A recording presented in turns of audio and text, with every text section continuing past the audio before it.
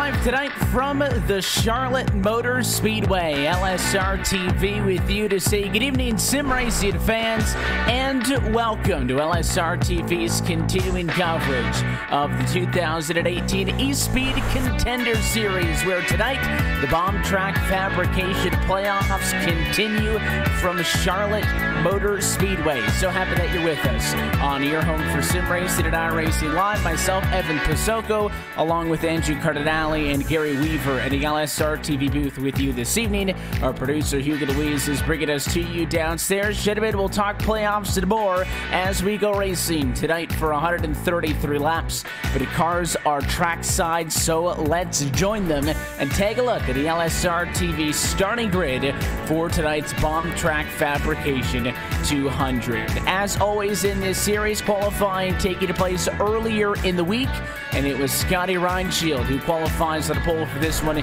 He'll be joined by Sean Powell's number 41 on the outside of the front row, who starts in second. Doug Lemons and Matt A. Kingsbury going to make up row 2. That'll be third and fourth, respectively, and Brent Keith rounds out our top 5. Brad Neer will roll off in 6th position in the number 9 truck. Then it's Brad Patterson on the inside of row number 4, Tim Marlowe on the outside of row number 4, Mike T. Bruno and John Verga round out your top 10. Barry Allen Stewart and Timmy Logwood Jr. start 11th and 12th respectively. Doc Stout starts 13th. Harris Nelson at 14th, and rounding up the top 15 is the 88 of Gregory Thompson. Thompson's going to be joined by Sean M. Ryan in 16th spot. Everett Lane will start 17th this evening. It'll be Bobby Everhart at 18th, James Story 19th, and Tyler Hayes on the outside of row 10. Starting 21st, the inside of row number 11 is Paul Bliss. Joining him in row number 11 is Marshall Berry. The previous 2-week winner, I suppose, would be Malik Ray starting in 23rd. Brandon Holder to his outside. Keith Stewart rounds out your top 25 with Ryan Lange, James Hickson, and Doyle Lawrence rounding out your field. Look top to bottom of your LSRTV starting grid tonight for the Charlotte Motor Speedway. It is the third and final race on the round of 16. At the time we are complete here tonight from America's home for racing, we will know the 12 drivers that will advance into the next round of the Bombtrack Fabrication playoffs. Pace car going to be headed in this time, as always. Happy that you're hanging out with us on a Wednesday night at LSRTV in iRacing Live. It's going to be a quick go for the 27. Scotty Reinshield takes the green flag. We're off and away for the Bombtrack Fabrication 200, lap 1 of 133. First time into quarters 1 and 2. Of course, you can identify those playoff drivers by the blue windshield banner, spoiler, and splitter. And it was surprised it's a couple of playoff drivers leading the way down the back. And this field is already really spread out here, Gary. That start really got these guys single file for the most part throughout the field. Looking further back, there's a few side-by-side battles. Most notably, I think, Tim Marlowe and Mike Bruno is actually, I think that's Brad Patterson in the mix there as well. A few of these guys going at it early, but most of this field already strung out. Yeah, and that's something we're going to see, Gary. Daytime race, specifically at Charlotte. We tend to see that the first race on the year at Charlotte, when you do have multiple trips, you know, with the Coke 600 and whatnot, even in a truck series like this, and these guys have been really following the Cup calendar as much as they're able to. The big thing to keep in mind is there's a lot more grip when you're at this racetrack than when there is, you know, when you're racing at a place, you know, in the daytime. And Charlotte's not a track that I don't think we see a ton of people race at in the day in general. So you're certainly going to see a lot of drivers slipping and sliding around. I think that allows this space to make a lot more sense. But those top 2 trucks are flying. I mean, you want to talk about spacing.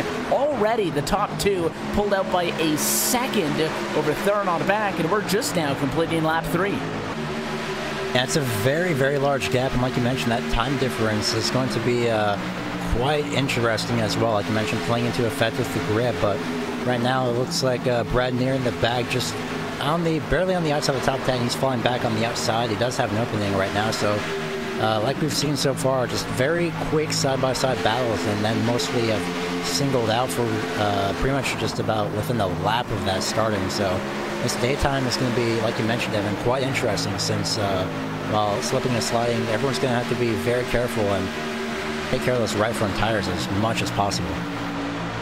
Yeah, that's exactly what these guys are going to hope for, and it is not a terribly long race. Average distance that we have been seeing over the course of this playoffs, right in there at around 200 miles, and it is exactly the distance we're going to see here tonight from Charlotte. So a long way to go, though, early on. Taking care of the racetrack certainly of importance, but I do believe that this kind of a race where there is that little bit of extra emphasis, Andrew, I think, on driver versus track as opposed to driver versus driver. Now, this is a fun racetrack. It's a racy racetrack. 24 degrees of banking will tend to do that. But I think these drivers are going to, as Gary pointed out, maybe worry a little bit more about themselves as opposed to just going out there and trying to pass somebody every single lap around the racetrack. We got a good fight just at the tail end of the top 10. Outside move, courtesy of Kerry Allen Stewart, trying to pass the 42 of Patterson. That one's for 9th and 10th. They're single file all the way to the front in front of them.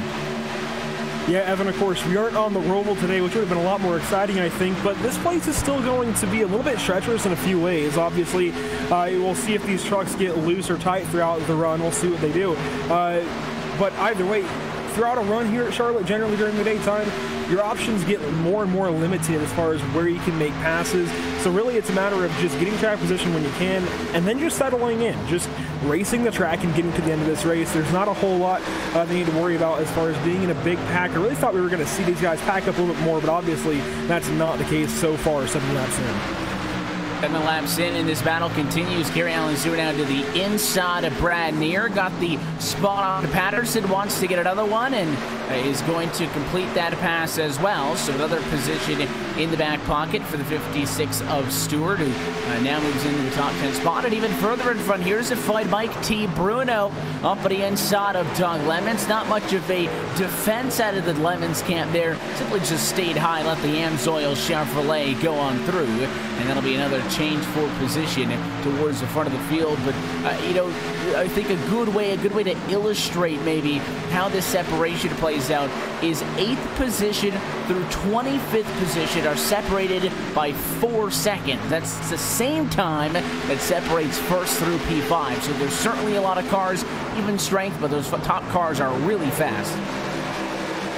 Evan, those top 2 drivers are Sky Ronshill and Sean Powell. They're doing an amazing job. Right now, Ronshill has already made himself a gap to Powell, so a bit of a comfort zone now, but not as much as to relax as probably the 27 wants to. But now we're seeing slowly and more drivers start to battle side by side. I'm seeing right now battle for about 8th place, and that's the 20 of Malik Ray on the outside, following the 70 of Lemons, and on the inside is Kerry Allen Stewart. He's just making himself known on the inside as the 20 tried to make a pass on the outside, starting in turns 1 and 2, still side by side, but he's being held up by the 70 for now. And this little group of cars, Evan, is really starting to get a little bit anxious. 3 wide, goes to 20 to the outside.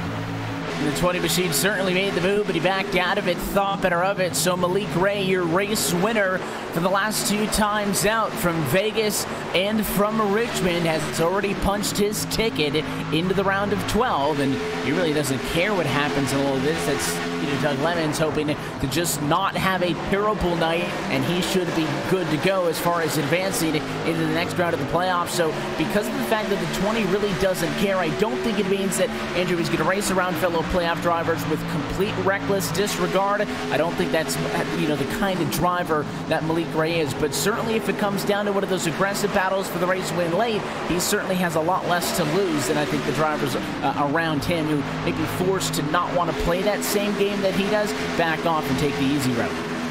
That's exactly right, Evan. Of course, he has nothing to lose, but he's still not just going to go out there and start junking people just because he has nothing to lose. Obviously, he wants to battle each of these guys fairly. So I think he's going to go out there and he's going to lay it all on the line, but he's not going to do anything that is just plainly dumb.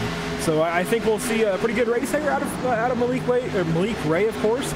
We always do, it seems like. In the last 2 weeks, he's come home victorious. I would not be surprised if he backs that up here tonight, considering this is a very similar racetrack to Las Vegas. It's going to play out very similarly, I think. But as he goes for another position, that's Brent Keith he goes by. He's going to slot into 6th position. So Malik Ray started 23rd, already into P6. Incredible stuff early on, and he has again been able to make up a substantial amount of positions, plus 16.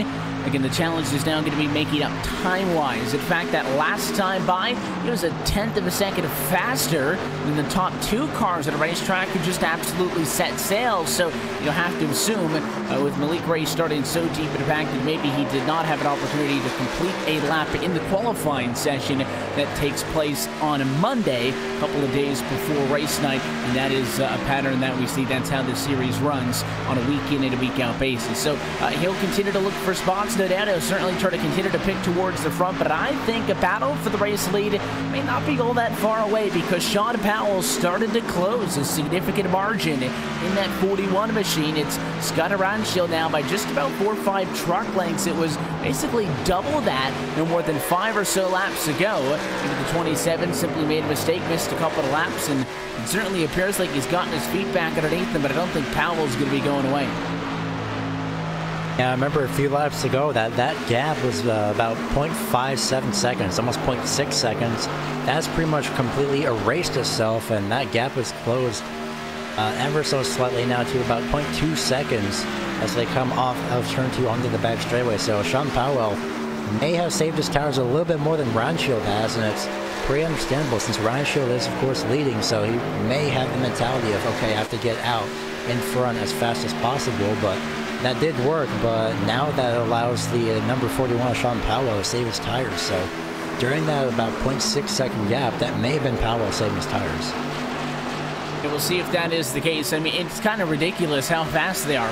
4 seconds faster than third on back, just 17 laps into this race. And you're talking about the fact that those are some of your playoff drivers. Will they come into this evening in what is, I think, pretty similar situations as far as what they're going to hope to get out of this one? I mean, you're talking about Scotty Aranshield up front, the 27, and comes into tonight 33 points above the cut line. And in the case of Powell, the driver of the number 41 machine, comes in as a lock. That was courtesy of him winning the regular season points championship. So both of these drivers should be in. We know that the 41 will be. And again, as long as Aranshield doesn't lose 33 points tonight, he'll be safe. There's only 28 trucks, so by maybe even taking a green flag, he may have walked in. But I'm impressed by how fast these trucks are going, and they're going to lose that gap, though. Caution flag for the first time tonight. Problems on lap number 18, and it is the number 95 truck here involved in this one. Tyler Hayes has already taken the tow down to the pit lane. He spun it at a turn 2. It was a single car spin. We'll get a look on the LSRTV replay. Yeah, further back in the field, a lot of these guys were battling pretty tough, and really, it looks like Tyler Hayes just was trying to maximize time through the quad oval and just got up into the wall there, Evan. Really just a small mistake there. Unfortunately, it's going to really impact his night, though. Just gets a little too high, setting up for a nice entry into turn 1, and just smacks the wall down a straightaway. I'm surprised because he just got into where it's simply the outside retaining wall. Of course, the way these racetracks were built is it's that concrete wall first and then the safer barrier added later. So that safer barrier does jump out into turn 1. Sometimes you take a little bit too wide of an arc in it, you'll catch that safer barrier and get stuck, but that was not the case in this example. He simply got up and into the outside wall. And it is our first caution flag on the night, and it groups everybody back up. But I certainly think, Gary, as we get set to see everybody head down to the pit lane, this is big news for Malik Ray. He was able to charge from 23rd to 6th, and you thought those top 2 were the fastest? They were not the fastest trucks on track. That belonged to the 20. So as we all come down to the pit lane, and Malik Ray comes in 6th in line, you look an eye for him to maybe grab 1 or 2 more positions. He'll be fun to watch on the restart.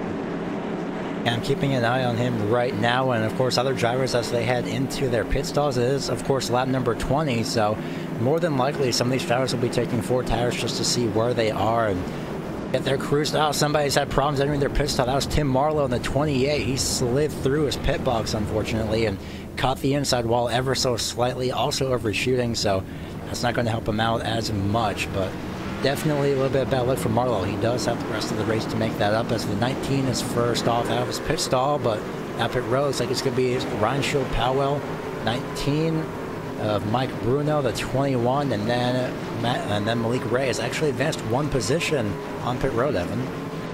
Malik Ray picks 1 up. He'll jump up to P5. And it looks like not a ton of changes, aside from the fact that you mentioned Tim Marlowe, who came down to the pit lane at, I believe it was 4th in line or so, but slid through the box and actually slid in at such an angle that he made contact with the left front into the pit lane wall. I don't think he's really going to get any damage from that. It wasn't that hard of a hit, but that means that everybody came down to the pit lane. So everybody going with that decision to go for 4 tires and fuel. A perfect opportunity as we pace for the first time this evening to take a look at our Bombtrack Fabrication, a playoff grid coming into tonight. Again, 2 races down. This is the last one on the round of 16. After tonight, 4 drivers will go home, and we've already mentioned Malik Grates, who wins, looking to sweep the round if he can get a checkered flag this evening. He's already in, so is Sean Powell. Brandon Holder, you've got Ryan Shield, Kingsbury, Lemons, all of those drivers pretty much safe. But guys, the ones that I'm looking at all the way at the bottom, Marlowe and Lane, if they want to get into the next round, they almost have to go for the win. It would take quite an incredible point situation for that to not happen and then be able to points in. So if you're the 28 or the 24, you've got to win tonight. But we have 4 cars. Ryan, Stewart, as well as Logwood and Torrey. 4 drivers, positions 11, 12, 13, and 14. They were separated by just 1 point coming into tonight. That is incredibly close. Yeah, the point standings are really drawing ever closer, I think. And really, it's just going to be a matter of making sure you don't mess up. I think that's the biggest thing in the minds of these drivers tonight as we're getting ready to come to the restart. Just don't mess up. Control what you can control. If you can't control it, don't worry about it. See how these drivers are able to keep things under control tonight. Stay disciplined as the base car heads back down at it. Ryan Shield's going to be in control of the restart. Sean Powell to his right-hand side. Green flag in air. First restart on the night. 22 laps down, 1:11 still to go with the Charlotte Motor Speedway. Much more battling going on this time. The first start of the night, we saw the top 5 all string out, but here comes Mike Bruno, and he's got it. He'll take second away from Powell. Amazing move by number 19, and I don't think he'll be stopping there. He looked like he was going to make a move to the inside in turns 3 and 4, but he chose not to. Didn't have the momentum at the time. Powell also looks to the inside turn number 4. Bruno moves up, giving him that line. More than understandable for Bruno. So Sean Powell making an attempt to go back into the second place position, but look right behind both of those drivers as number 20 Malik Ray is starting to catch up to both of them right now. Throws it in, and he's got a track blocked in front of him. Does he force the issue, or does he sit back and wait? Looks like he'll put his cards on the outside line, wanting to follow Bruno through. The 19 was a little slow into the corner, so he went low and awfully tight that time as Powell struggled to keep that truck down. It is going to end up giving the position to Bruno, and again, looks like Malik Ray should have just stuck up top. He will return to the outside, but the longer they fight side by side, the worse this is going to get for him, Andrew, because Scott Ranchit up front is running away as his fight for second continues, and Malik Ray cannot find a way past it. And that's exactly why Malik Ray is getting so aggressive with where he puts his nose. He's not doing anything too crazy just yet, but he's certainly looking everywhere he can. Right now, it looks like he's going to go to the top line, like you mentioned, and follow Mike Bruno around. And Mike Bruno in a really good spot here. Actually, they almost go 3 wide. They're going to be 3 wide into 1. Malik Ray forces it 3 wide through the middle.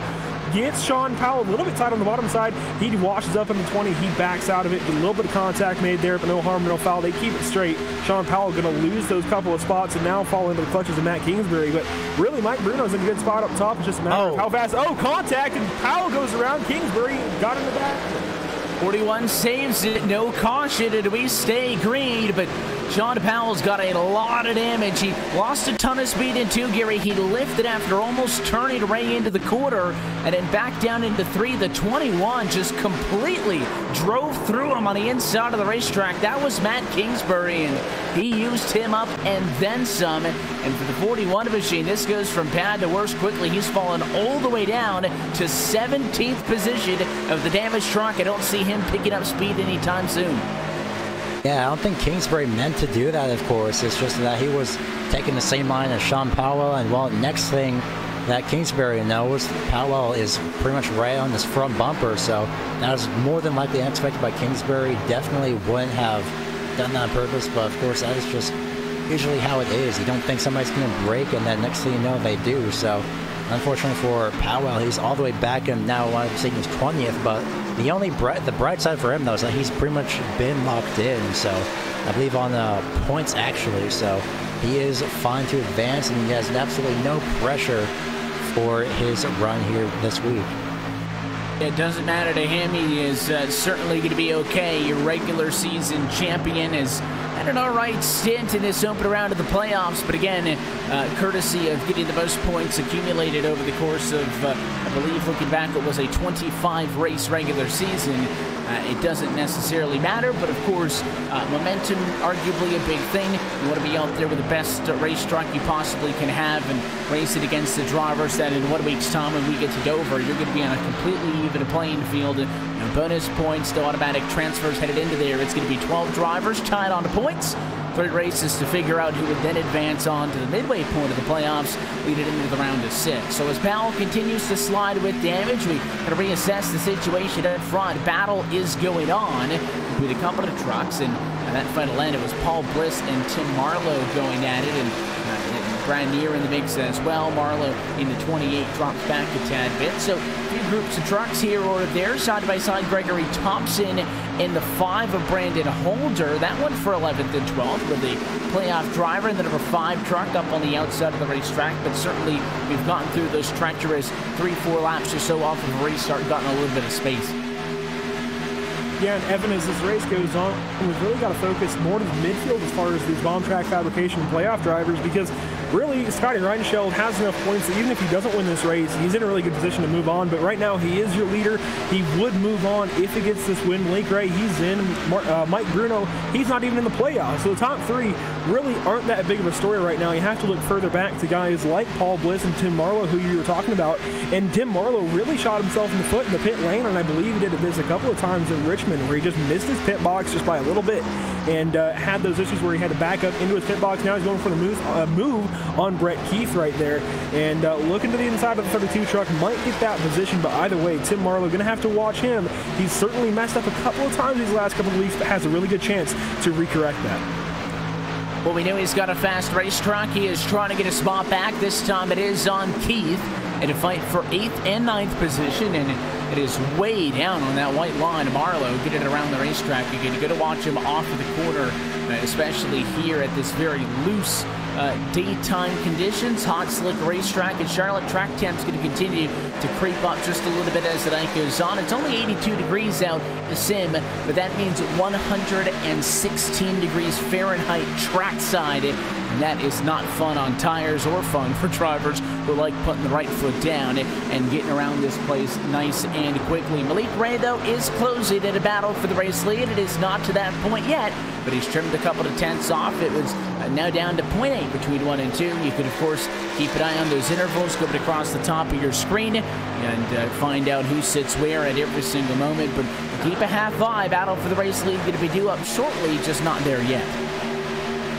And it's going to take some time, of course, for that second place driver, Malik Ray, to catch back up to Reinscheld. So while we do have time, I've been looking at the point standings coming into this race, at least. And, well, there's Sean Bryan, Keith Stewart, Timmy Lockwood Jr., and James Torrey.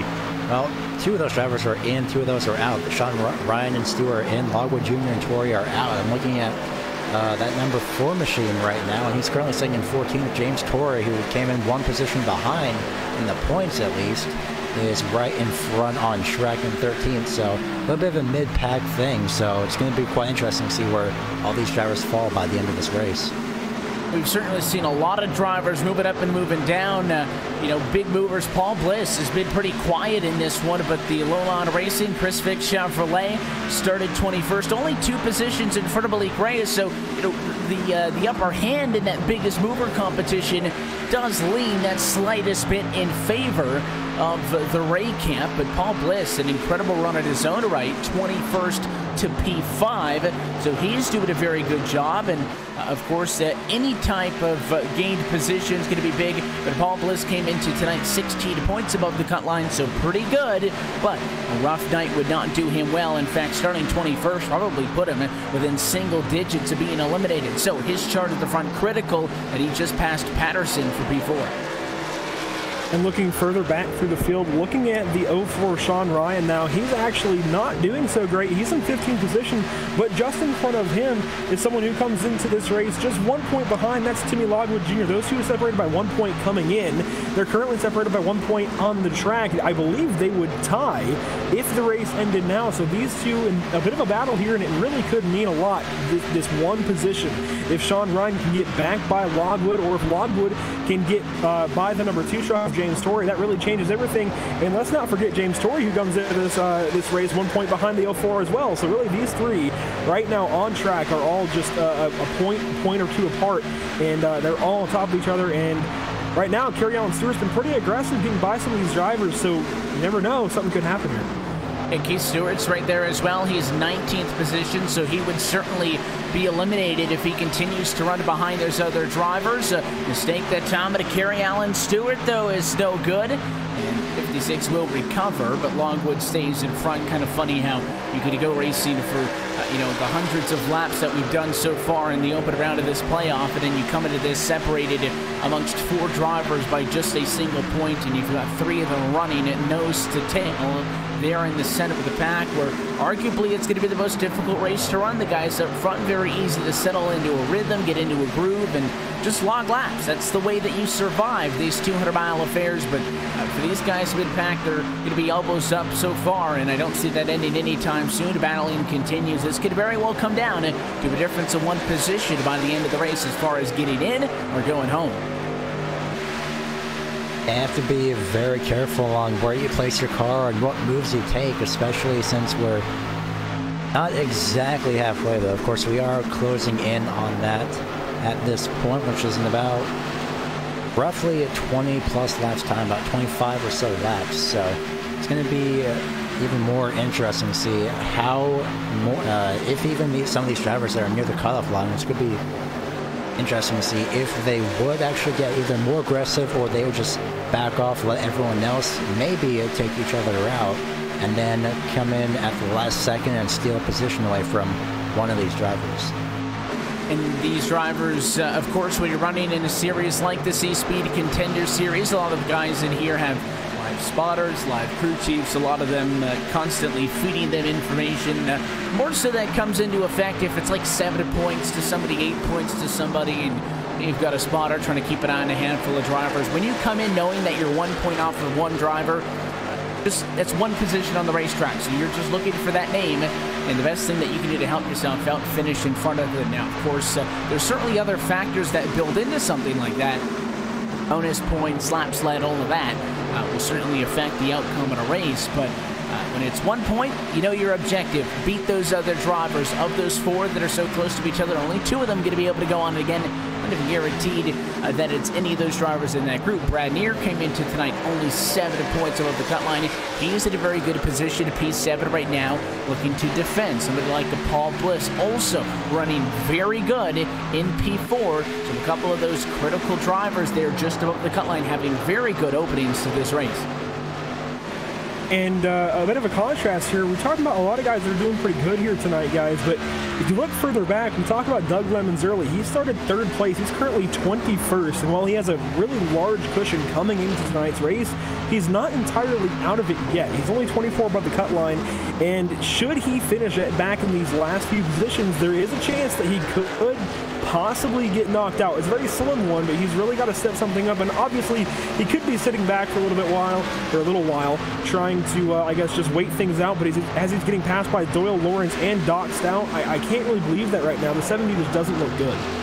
Yeah, and I was looking back through his last couple of laps to see if there was any sort of a major issue, a big incident, a big slide to heat up the tires, but his lap times have been pretty consistent throughout. He just doesn't have the speed right now, and certainly not good news for Lemons, because you talked about having a 24-point advantage into tonight. If any of those drivers right down on the cut line win this race, you got to figure that's at least 1 bonus point in their favor. But we've got a playoff driver smoking. It is Everett Lane. A lot of smoke coming out of the number 24 Chevrolet, and he's slow on the apron. Lane came into tonight 16th out of 16. in this open round of the playoffs. He needed a win if he was going to advance into the round of 12, and it certainly looks like this will not happen. There was an incident on the back straightaway. Fellow playoff competitor Marshall Berry in the 05 got hard into the outside wall. It looked like the 05 got loose down the back straightaway, spun out, got up into the outside wall. Lane was right behind him, plowed him into the back end, and that is what caused what looks like is going to be fatal engine damage. Yeah, unfortunately for the 24, just more bad luck for Everett Lane. I believe Richmond was, I'm pretty sure this entire, as the replay comes up, pretty sure this entire playoff round for him has been nothing but bad luck, but hopefully he'll be able to salvage something out of that. But since his engine is heavily damaged, I don't think that he'd be able to really salvage anything out of that. The engine did not make it back to the pit lane. He will coast in, and even if it's a situation where, you know, just trying to get back to the racetrack is going to be tough enough, Everett Lane basically needed a win if he was going to advance. So that looks like that is going to take Everett Lane out of these Bombtrack Fabrication playoffs. Meanwhile, the battle for the race lead. This win really doesn't mean anything to either of these drivers. If you finish first, if you finish second, you're both going to be going into the next round, and you're both going to start the round of 12 with an even amount of points. But if we learned anything from over the weekend, Andrew, with Jimmy Johnson going for a race win, is don't tell a driver that a position on the racetrack doesn't matter. Sometimes, grand scheme of things, not at the forefront of your thoughts when you're battling for the race lead. And no doubt both of these drivers going to be going at it, as Malik Ray in that 20 machine has been able to make the move, and he has passed for the race lead in this one. So for the first time tonight, it's not Scotty Reinshield in control. The 20 machine out in front now as he tries to look for a third win in a row. It would be quite incredible if he could sweep this entire round. Yeah, Evan, really, Malik Ray has his own agenda, and that agenda is to win. He doesn't care what battle Scotty Reinshield is a part of. He doesn't care what that means for that 27 truck. Obviously, he's not going to go out, as we mentioned, and really try to impact anyone's night other than beating them. That's all he wants to do, is come out here and put that number 20 on top of the scoring pylon when the night is done. And so far, he's doing just that. He's gone from 23rd, and he has put himself in the lead position just 50 laps into this 133-lap race.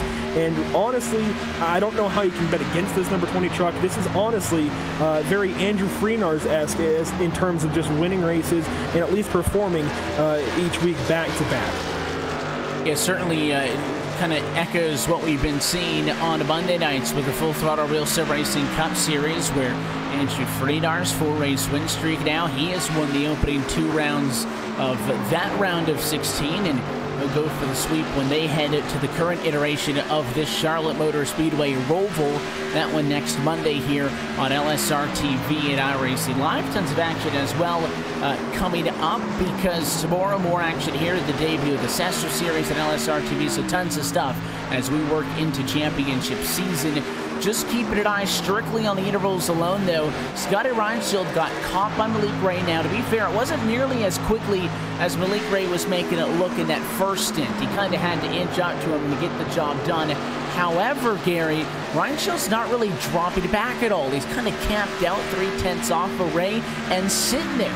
Curious if just by running a few laps behind the 20, he's maybe picked something up, because he looks a little bit faster right now. Now, I still think the 20's got the best car, don't get me wrong, but I think Scotty Reinshield might be learning a little bit here as he watches what that 20 truck is doing to be so fast.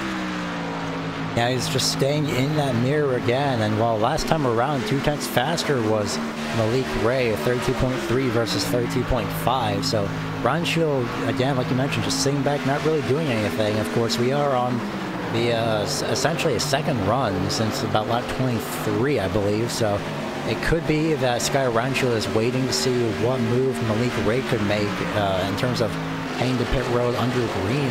If we can get to that, although Malik Ray has other plans, unfortunately, or at least his truck had other plans, as he'll unfortunately lose control of turn number 4, and that's going to give the lead for now to number 27. That could be why Scotty Reinshield has been waiting. And just sit there, keep the pressure on him, and if you make a mistake, you're going to jump all over it. But it was a big slide and a corner 4 from the 20 Malik Ray. Impressive job hanging on to it. No damage because he keeps it out of the wall. And my concern would have been heating up the tires, but the 20 seems fine. He'll go right back down to the inside, and side by side for the race lead we go. Just as we close in on a lot of lap traffic. In front of them, Ryan Lang and James Hickson going to try to stay high and stand clear. And for the second time in a handful of laps, Malik Ray is making a pass on Ryan Shield for the race lead. He takes P1 right back. And back to playoff implications, guys. If you look just ahead of these two, there's Bobby Everhart and Marshall Berry. Marshall Berry comes in with, again, a decent cushion, but talking about guys who could easily get knocked out of this round of the playoffs, Marshall Berry is one of them if he finishes in one of these bottom positions and if the guys behind him have good enough nights. He comes in with a 19-point cushion, but that can easily be eaten up, especially when you have an incident like he had earlier on where he just got into the wall and got completely demolished, I shouldn't say demolished, but destroyed by the 24 truck of Everett Lane. Everett Lane had nowhere to go, and now the back of that 05 is looking worse for the wear, and I think he's got some engine damage under the hood. I really don't think that 05 is going to be like it should be the rest of the night, so we'll have to keep watching this 05 and see how far he sinks in the standings because those leaders are coming quickly. I always say I'd rather have back-end damage than front-end damage. You don't really have to worry as much about the engine overheating and having a terminal issue, but that race truck is never going to be back to 100%. And, you know, his night started off rough, started back in 22nd, so he sits 24th right now. Not really dropped off a ton, but Berry with a 19-point gap and a little bit of a precarious position. Again, it would require a handful of drivers behind Timid points to finish top 10, top 5. Of course, you get one in the middle of a green flag run. It happens during the pit cycle, and you never know what may happen. So he'll certainly stay out there, continue to log laps, and hopefully he's able to squeak in by a handful of points by the time this race comes to its conclusion. That was that first big group, though, lapped cars that we had seen. I thought maybe some drivers had come down to the pit lane, and you do see that 7 machine. Keith Stewart was just down pit road recently. That's why he is a lap down. He's just now exiting the pit lane after taking his trip down for service. But the race leaders have not yet gone down that direction. We're going to be halfway home for the Charlotte Motor Speedway in 7 laps from now, with tonight's 133 lap scheduled distance. And because of the way that caution flag came out pretty early into the run, I think these drivers kind of stuck on the fence here as far as what they want to do in a strategy. Go way long for a one-stopper or split it up and come down twice. Evan, I think that they would more than likely actually try to just, well, that actually just depends. I mean, in this case, the green flag run, they did pit then, so if this run does continue, then I'd say that they probably just try one stop. Maybe if they have to, then come in for a second time. But as you can see, some of these drivers are actually moving up the track a little bit more, entering the corner, and then sort of starting to diamond the corner a little bit more. And just looking at lap times, it's a good way to tell, you know, how bad these tires are getting for your race leader, Malik Ray, who's obviously going to have the best lap times of anybody you would expect on average. His best lap was at lap 4. It was a 30.719. His last lap was a 32.4. So we talk about a hot, a slick racetrack. We talk about Andrew drivers moving up the racetrack, trying to find a faster way around it. But in all honesty, that's not a ton of tire fall off. Still less than 2 seconds. So if it's only to that extent this deep into a run, I certainly think these drivers would be able to put a little bit more on the tires, maybe go for the one-stopper. Whereas if you're already talking about 3 or 4 tenths slower per lap than what you were on fresh Goodyear Eagles, then maybe it'd be a different story. Again, that decision's going to come down to what the drivers feel it from behind the wheel, and maybe what the folks up on top of the spotter stand think. If the tire fall off, not all that bad, despite the fact that a lot of drivers moving up the hill as that rubber gets put down and the groove widens out. That said, though, Evan, they are, you know, a couple of seconds off the pace right now compared to what they should be. So those couple of seconds will stack up over the course of a run. And if you come in and you come get an extra set of tires, it's going to cost you a lot of time, but you're going to be running probably a second quicker, maybe even 2 seconds quicker sometimes in the rest of the field. So it's a double-edged sword. You know, either way, I think you can easily get an advantage if you're fast enough by just getting the one set of tires. But if you're maybe not quite that fast on the long run, maybe come in and make it a two-stop strategy. You could gain some time that way possibly. And of course, you aren't necessarily always racing for the race win when you're just thinking about the playoffs. You just have to beat the other drivers around you. Just control what you can control. Sometimes you can't just go out there and win the race. You just got to beat the guys who are immediately around you, who you're trying to race for that cutoff line. So it doesn't have to be race winning strategy. As long as it's better than the guys that are around you, you can easily keep your playoff hopes alive. And that's going to be a fun dynamic to watch as we see the battle for P5, and it is the 5, the Brandon Holder on the inside. He will complete the pass on the 85 of Paul Bliss. I think Bliss still in a very good position where he sits, but as well, when you look at the case, the Holder comes into this evening behind the wheel of the number 5 machine. In a very good position as well. Basically mathematically locked in. Both these drivers were in a good spot. I think that's why you didn't see much of a resistance out of the 85, is that one spot's not going to break his back at night's end. But to the point that I was going to make as we caught the end of the battle there is that the fun dynamic that I'm going to enjoy as these playoffs work on, Gary, is obviously with the way that this playoff format works, 16 trucks tonight in the playoffs, and it is our first elimination race of 2018. So right now, more than half of our 28-car field is in the playoffs. So yes, those non-playoff drivers are a factor, but a majority of the faster cars, just by nature of being more consistent over the course of the season, are running towards the front.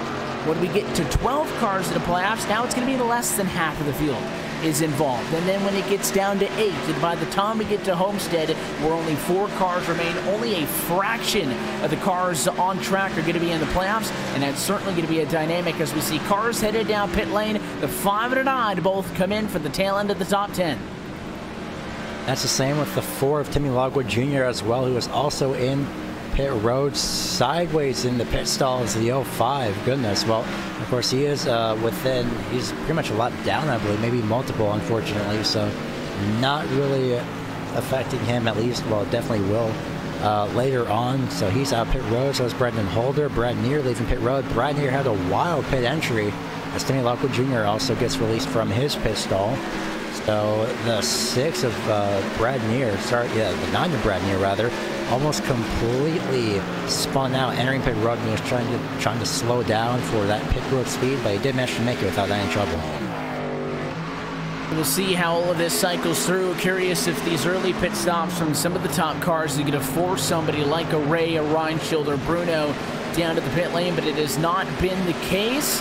Battle for the race lead against the Munster race leaders. Malik Ray getting past. It's not for position, though. That's Doug Lemons, who has already come down to the pit lane for service. So the last time we saw these drivers pit, Andrew, they came in, and at lap number 21 is when service was completed. They've gone to about lap 70. That's 50 laps on this set of tires to the pit stops. Well, if you go 50 more laps from here, you're still 13 shy. So I'm thinking these guys up front are going to want to go another 6-7 laps to be able to make it on the one stopper, whereas if you've already pitted, you're looking at a significantly longer second stint if this goes green. Well, Evan, I think if you've already pitted, I think you made the wrong call, because if you had come in maybe 5-6 laps earlier, you could have really minimized the wear on your tires, both in this run and the next run. Yes, you'd be running slightly older tires at the end, but you're going to, I guess, decrease the amount of time that you're going to lose overall, because you're not going to run as far as you have so far on this run and on the next. I think if you're still on this track, you have to go another 5 or so laps to make it about a one-stop race. I think it's already past the window for a two-stopper. If you're still coming in with the expectation of coming in again, I think you've done it wrong. We'll see how it all plays out. About half of the field now has come down to the pit lane. Top 14 still on track. On the lead lap on track, I should say. Bottom 9 or so down a lap with a couple more, 2 and then 5 laps down. They have crossed the halfway point. We will hold off on taking a look top to bottom at your midway race break. Hopefully get this cycle of pit stops complete. That way when we look top to bottom, it's kind of a reset on where everybody's ended up, but kind of giving you the spots now wouldn't do you much justice because, again, a lot of drivers up front have pitted. There's a lot of smoke in turn 3. Not sure what the issue is. Is it James Hickson? It is. There's a wreck on the back straightaway with the 04 machine and the 22. It's Hickson and Sean Ryan. No caution, and we stay green. But Sean Ryan came into tonight a point above the cut line, and he is involved in an accident as there was a single truck issue on the back with the 22. It looked like the 04 machine got collected in that one. That has huge implications on the playoffs. It's very terrible for that number 04 of Sean Ryan. He's more than likely out of this race as his car is damaged heavily as well. So that's Everett Lane and the 04 of Sean Ryan. Not sure how the 22 got loose there, but something must have broke her. Not really sure what happened with that 22, but unfortunately the 04, he did make the right move to the inside, but unfortunately that 22 bounced off the wall to the point of the 04 unfortunately getting caught up in that. So that's 2 drivers out. So that means there's 2 drivers that have yet to really not stay below that cut line. And the big difference here is James Hickson had a heavily damaged car. The 04 machine Ryan had just recently come down to the pit lane and gotten fresher tires. I think all it simply was, Andrew, was a miscommunication. I think Hickson was going to go low to let him pass high.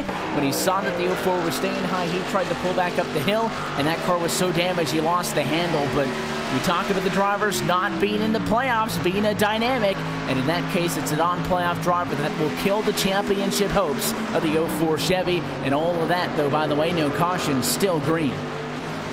Yeah, Evan, of course, these trucks are set up to turn to the left. So when you're trying to turn back to the right down a straightaway, especially on old tires, the truck isn't going to like that. It's going to get a little bit out of control. And that time, I think it's similar actually to the 05 getting into the wall earlier. Marshall Berry, I think he just tried to come back to the right, got away from him. And unfortunately, that was Sean Ryan's night ended right there. And really, that makes the 3rd driver that we expect to be eliminated because, yes, Tim Marlowe's still in this thing, but realistically, him being shown 4th is a little bit skewed here, Evan, because he was not running that great until these pit stops took place and until he started getting positions pretty much handed to him. So I really don't know if that 28 has the speed to get up there and actually win this race right now. He'd have to really find some major correction in the cockpit of that 28, and that's not that easy to do. So I really don't know if Tim Marlowe has what it takes to win this thing. I really think you now have to look to Timmy Logwood Jr., Keith Stewart, and James Story as the guys in and around the cut line. Yeah, 2nd and 3rd just pitted, so Tim Marlowe now up to P2. What you should look at on the not the number to the left-hand side where it says P2. He's certainly there, but again, in a cycle of pit stops, very decisive, I should say, maybe. But with Tim Marlowe, he is going to come down to the pit lane now, but that's from an 8.2-second disadvantage, so certainly not P2 speed. It stays out. Very aggressive pit road entry. I think the 28 just about got as much time at a pit lane entry as you could, so he's certainly going for it. But at this stage, he needs a yellow and maybe a few restarts to get that little bit extra to challenge for the W, which again, practically what it needs. Marlowe came into tonight 15 points below the cut line. The issue for him is that if he's going to make up this 15 points, Gary, it's not just 15 points back to one truck. It's that 4-truck group that was all separated by point. They're all in front of him. So he would have to beat all of those trucks, at least 3 of them, by 15 positions. And to have 3 trucks all finish in the back, 3rd of the field, it just doesn't seem likely. And he also started 8th as well, so that's definitely going to be putting him in essentially what is a must-win situation, unless, like you mentioned, like some of these other competitors run into either more bad luck or finish multiple positions behind him. So basically, that's pretty much what Marlowe is in right now. He's currently in position 15, but he started in 8th, so essentially from 8th to 1st, that's about -7 points to get him above at least, or at least decrease number of points. So he would still be below the cut line essentially, I believe, although the 04 is out as of right now, so that could be another position in the favor as the 28 finally comes to pit road, heavily on the brakes. Not sure if he got to pit road in time, yeah, but he definitely made it. That was very close. He was sawing on the wheel on the pit lane entry. Malik Ray, what a turn of events it would be if a pit road speeding penalty on entry takes him out of this. He stayed out much longer than anybody else who was remotely fast. Top 10, top 15, they had all pitted. Matt Kingsbury from 26 seconds off is going to assume the race lead as Malik Ray comes down to the pit lane. But for that number 20 machine, he avoids the penalty. He gets his pit stop. He comes in and out. I believe, Andrew, he may lose the race lead in this because of the time he gave up by staying out. But for as fast as that 20 is going to be now as he rejoins the racetrack with 53 laps to go, that's a long run and a lot of time for him to be able to catch back up if he does indeed lose some spots. And it looks like Ryan Shield, Holder, and down a couple of other drivers, even a John Verga still in front of him, assuming that Verga now comes down to the pit lane. So I think through all of this cycle, he'll end up being about the third or so car back out onto the racetrack from the lead group up front. I still think he's got a great shot at winning this race. Well, Evan, we'll see how the standings reset here, but Malik Ray does lose some positions. But keep in mind, he's now on brand new tires, of course. He's going to drive right back through this field and make the three trucks ahead of him. Patterson, Ryan Sheldon, well, actually, Patterson still off the pit, but Ryan Sheldon, Holder basically make them Swiss cheese, go right back by them. And also keep in mind, Scotty Ryan Sheldon, Brandon Holder, they came in pretty early, actually, compared to some of these later pit stops. And realistically, I don't know if they can actually go the rest of the way on those tires. It's actually a very close pit entry by the 31 there. But Malik Ray, I think, is in the catbird seat. The guys in front of him probably still have to pit again. And even if they don't, they're going to have such old tires at the end, they really will not be able to race. That lack of tire fall off, I think, certainly means that the one-stop strategy going to be the one to make it. Even if Ryan Shield, Holder hang on, as you see Malik Ray go to the inside, that's a pass for second. Even if they could make it on tires, look how significantly slower they are for the 20 now. They passed him by getting fresh tires sooner and running on fresher tires while Malik Ray was on 40, 50 lap old tires. The problem here now is that Malik Ray is on the fresh tires and they are the ones on the older ones. Everybody has cycled through. You're going to see in large quantities drivers cycle back to the lead lap. But Malik Ray sets his sights on Ryan Shield. When he gets there, that will become the battle for the race win.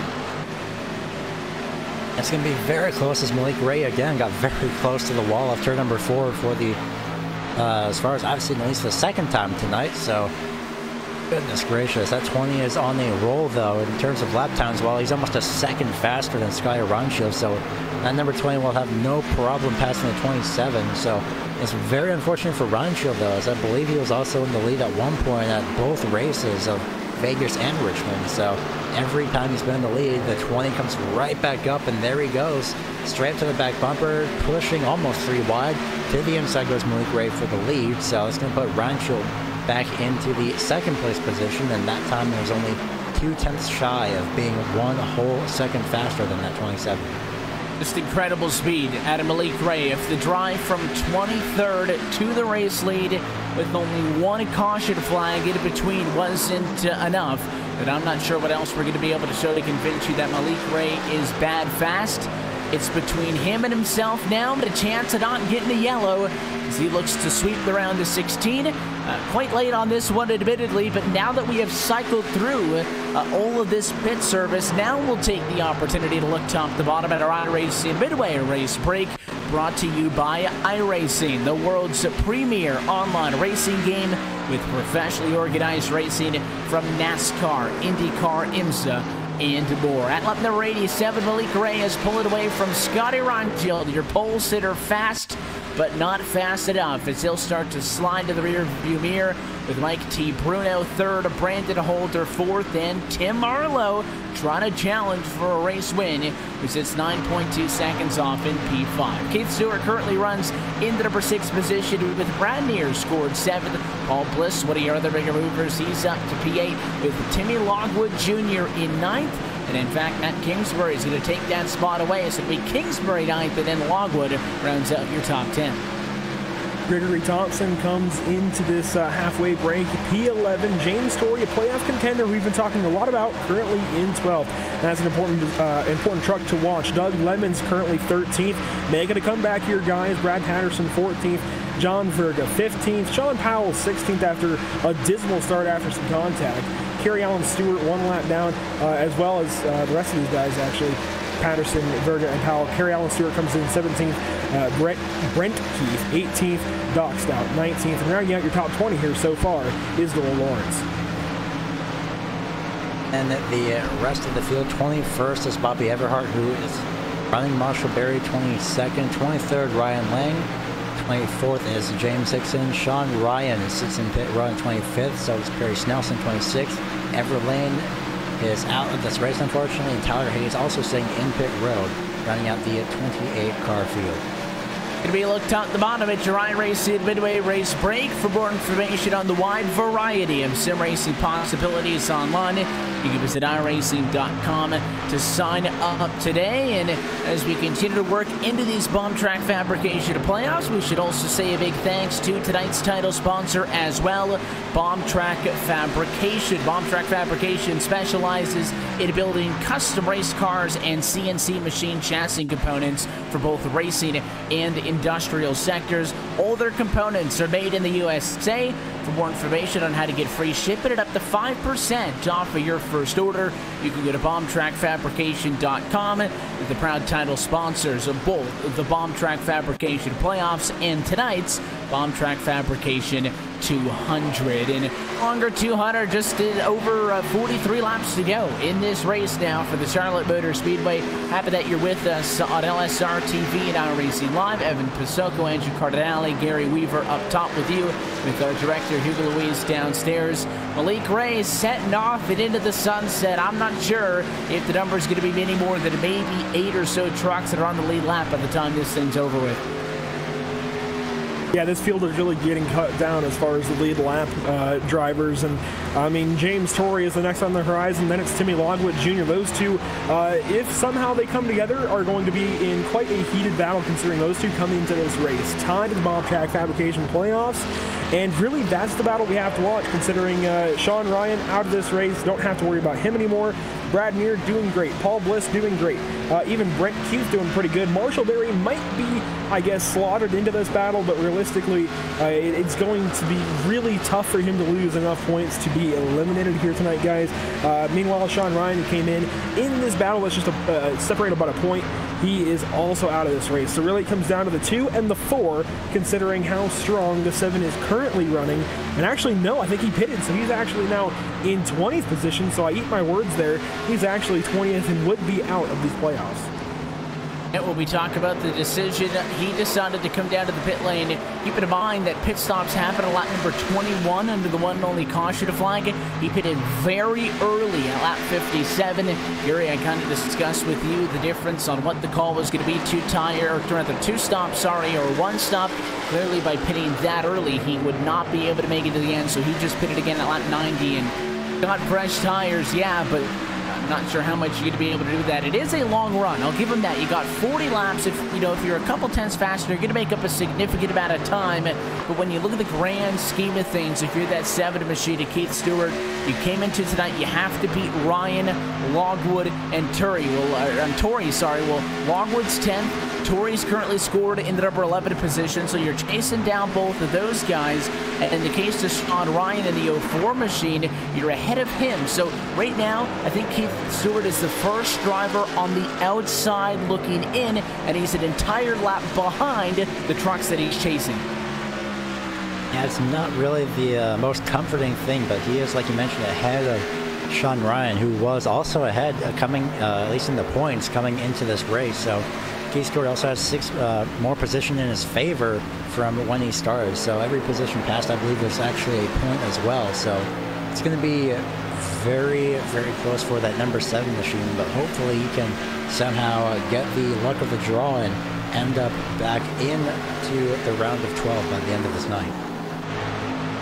That's the objective, is you want to be able to advance into the next round. Again, we know Powell, Malik Ray, they will be there in the round of 10, meaning that the remaining 14 drivers whose fate was still yet to be determined fighting for 10 positions this evening. That next round is going to be an exciting one.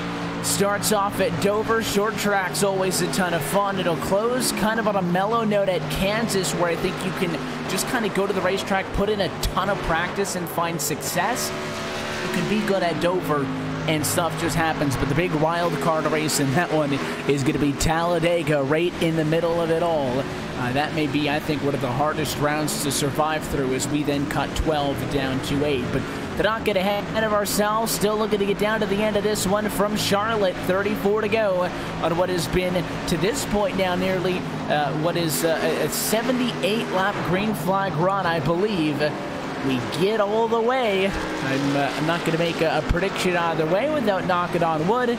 But with 10 trucks on the lead lap, certainly there's enough separation. But we have seen a handful of single truck incidents tonight. Some of them have led to incidents. The one yellow flag we have seen tonight was from a single truck spin. Other times, single truck incidents have not triggered a yellow. Kind of a toss-up on how this one closes out. Yeah, and in fact, Evan, we've watched 2 playoff contenders completely fall due to single car, or actually not single car incidents, but green flag incidents that didn't draw a yellow, and they were actually both 2-car incidents, one with the 22 and the 04, one with the 24 and the 05. So, I mean, realistically, anything can still happen. Just because it's been clean and green doesn't mean these guys are safe. And actually, pit stops ramping up once again. I see the 4 truck exiting the pit lane. That's Timmy Logwood Jr., who is in the middle of a pretty big battle right now, trying to get above that cut line. Comes in 1 point negative, but keep in mind, he only has to raise Keith Stewart and James Torrey at this point. The 04 of Sean Ryan taken out of the equation. I saw another truck coming in that may have been Brad Neer.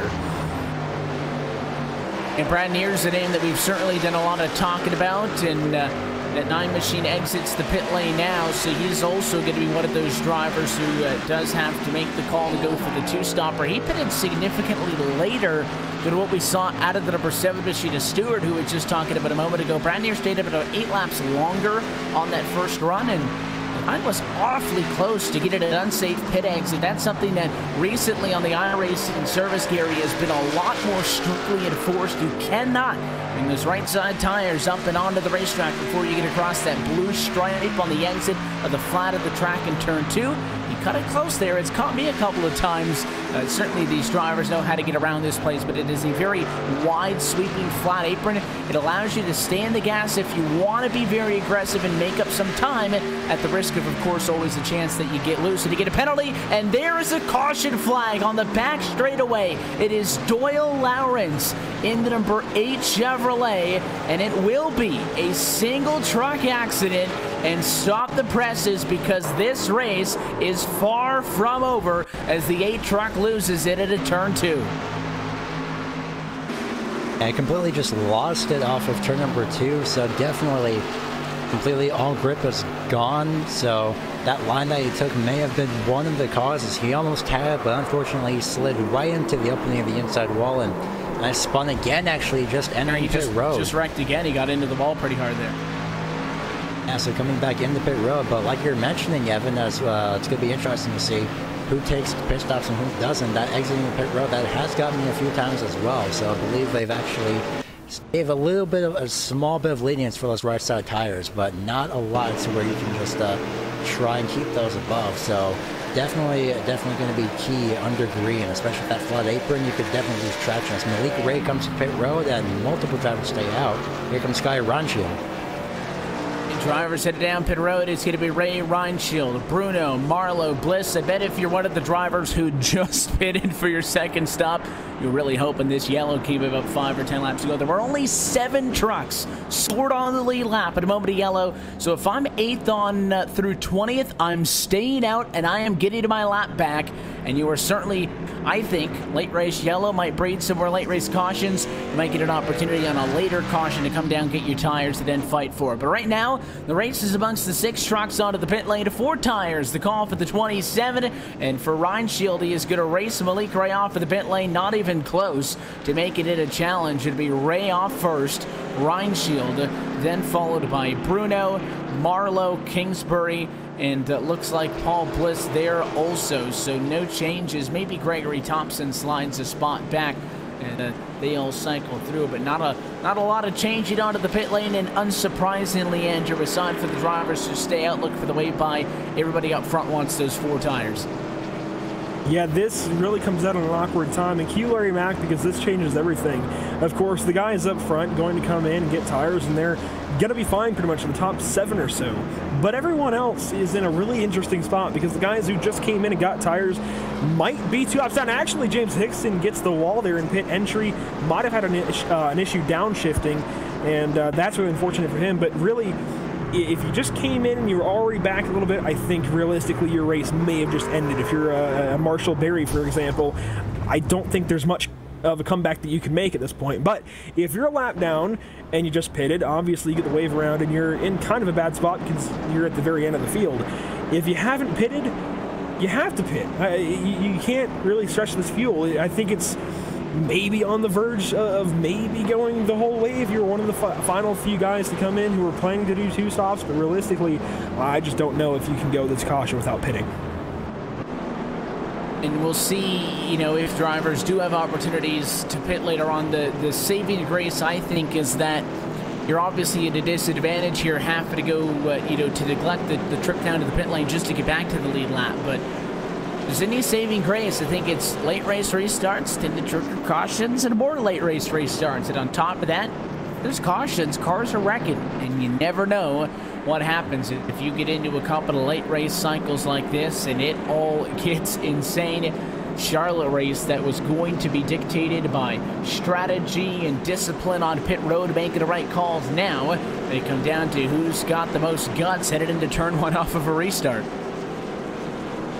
That's going to be the very interesting thing. I believe I mentioned it actually over past the just near the end of the first caution, near the first end of the pace lap, so that we're going to be seeing near the end of the run, or at least near the end of the race, who is going to get more aggressive, and that depends on what moves they'll be making, as I believe Malik Ray is actually already saving fuel early on, so he's definitely gearing up for these final less than 20 laps, rather, so it's going to be very, very exciting. Final 26 laps, actually, so Malik Ray, of course, on pole, Ryan Schild, who is outside, Bruno in 3rd, and then Tim Marlowe starts in 4th.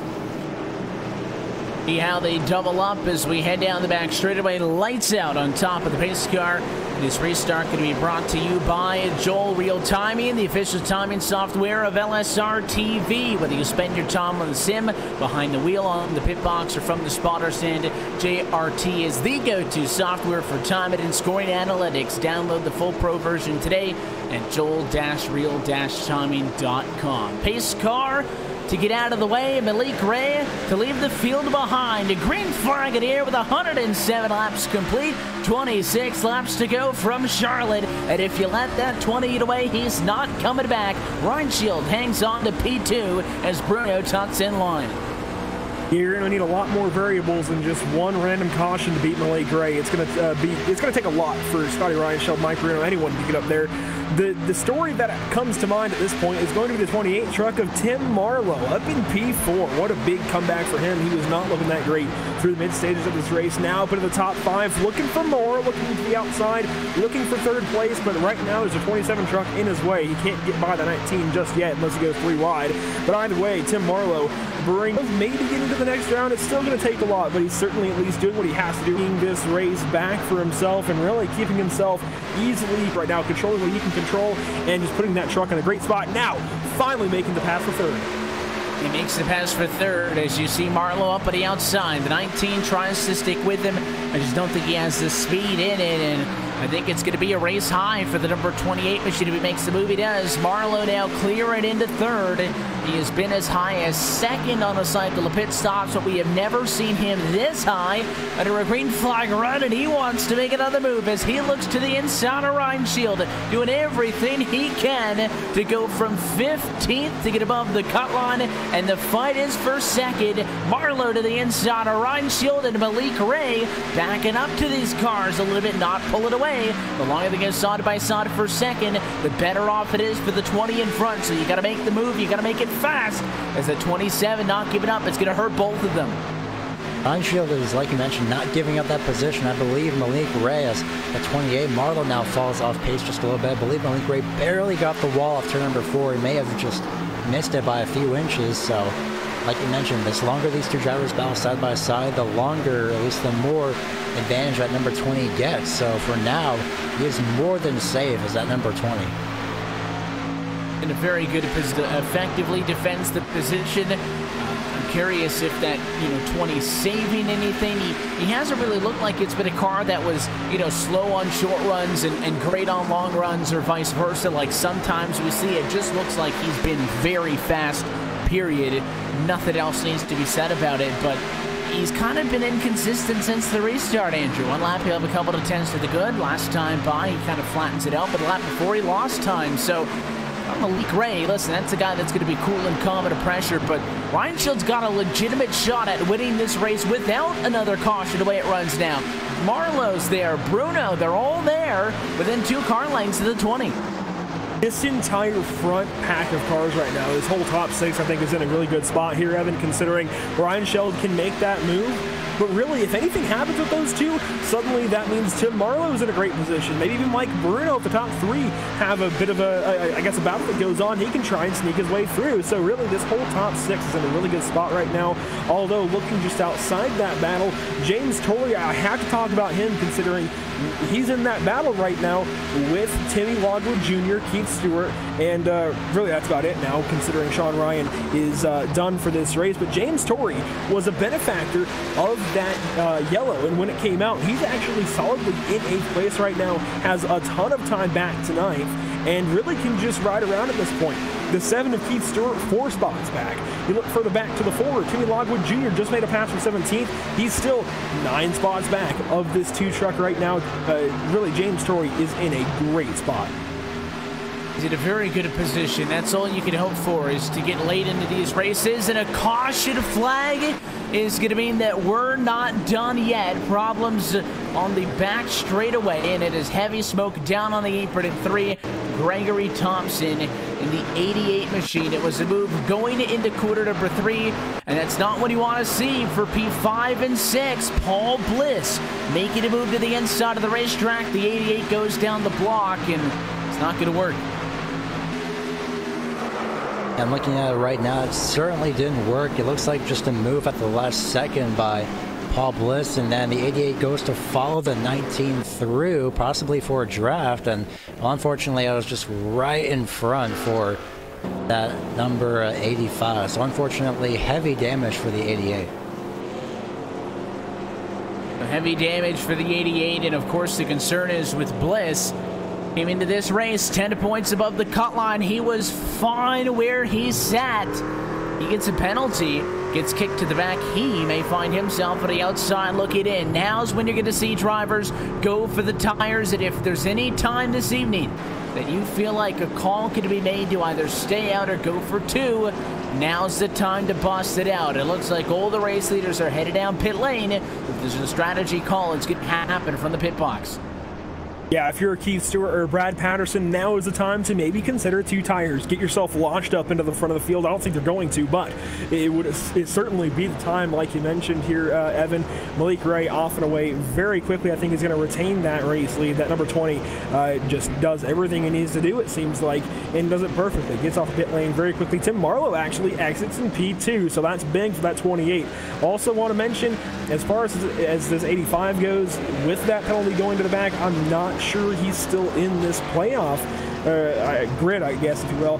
He's going to go way to the back, about 14th or so when we get to the restart, and realistically, he's going to be around other trucks that are getting the wave around, and he has damage on the nose of that truck. I'm not sure he's still in this thing at this point. He's going to lose probably at least a couple more spots. He has tires, yes, but he has damage, and that's everything at a track like Charlotte when it comes to these NASCAR trucks. So Paul Bliss only had 10 points back to the cutoff line. He may have just sealed his fate, unfortunately, by just getting into the 88.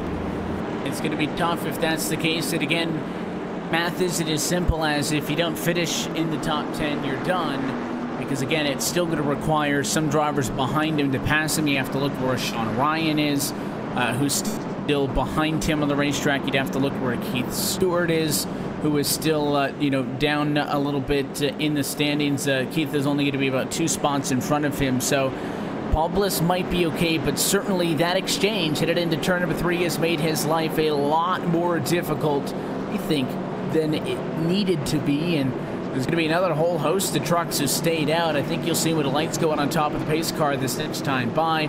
John Verga, Kerry Allen Stewart, Doc Stout, Timmy Longwood, Brad Neer, Bob to the lead lap. That would put us with 17 trucks in the lead lap. All these guys got caught out on the pit cycle, creeping back into this thing.